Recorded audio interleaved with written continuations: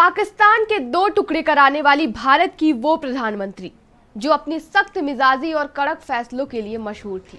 भारत की वो शख्सियत जो न आपातकाल लगाते हुए झिझकी और न ही ऑपरेशन ब्लू स्टार को अंजाम देते समय। वो हमेशा अपने फैसलों को लेकर स्पष्ट रहीं, चाहे वो राजनीतिक जीवन से जुड़े हों या फिर उनके निजी जीवन से। जी हाँ, हम बात कर रहे हैं देश की पहली महिला प्रधानमंत्री इंदिरा गांधी की।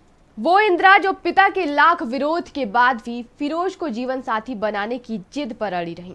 वही इंदिरा जिसने तमाम अंतर्राष्ट्रीय दबाव को झेलते हुए पाकिस्तान के दो फाड़ कर बांग्लादेश की इबारत रखी।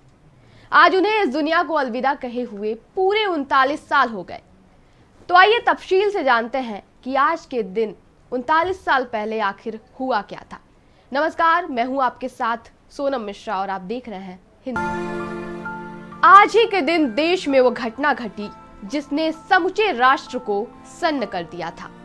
ये सिर्फ एक प्रधानमंत्री की हत्या नहीं थी, बल्कि देश की आंतरिक सुरक्षा पर एक प्रश्न चिन्ह था। 39 साल पहले आज के दिन मानो वक्त ठहर सा गया था। देश की प्रधानमंत्री इंदिरा गांधी को उनके आवास में गोलियों से भून दिया गया। पूरे देश को हिला देने वाली इस वारदात को कुछ लोगों ने अपनी आंखों से देखा था। उड़ीसा में चुनाव प्रचार के बाद इंदिरा 30 अक्टूबर की शाम को ही दिल्ली पहुंची थी। 31 अक्टूबर की सुबह इंदिरा गांधी अपने घर के गेट की ओर आगे बढ़ रही थी।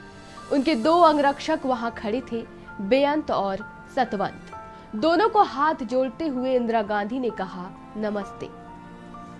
बेअंत सिंह ने अचानक अपने दाईं ओर से 38 बोर की सरकारी रिवॉल्वर निकाली और इंदिरा पर एक गोली दाग दी।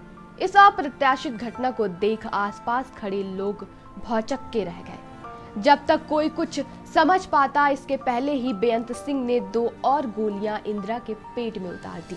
3 गोलियों ने इंदिरा गांधी को जमीन पर झुका दिया। उनके मुंह से एक ही आवाज निकली, ये क्या कर रहे हो। इसके बाद जमीन पर नीचे गिरती हुई इंदिरा पर दूसरे अंगरक्षक सतवंत सिंह ने एक के बाद एक गोलियां दागनी शुरू कर दी। लगभग हर सेकंड में एक गोली। स्टेन गन से चली इन गोलियों ने इंदिरा के शरीर को छलनी कर दिया। वो दिन देश के लिए एक काले इतिहास के रूप में दर्ज हो गया। इसके बाद देश सिख विरोधी दंगों की आग में झुलसा। इंदिरा की हत्या के विरोध में कई निर्दोष सिखों को अपनी जान गंवानी पड़ी। जगह जगह सड़कों पर आगजनी और प्रदर्शन किया गया। हालात बेकाबू हो गए।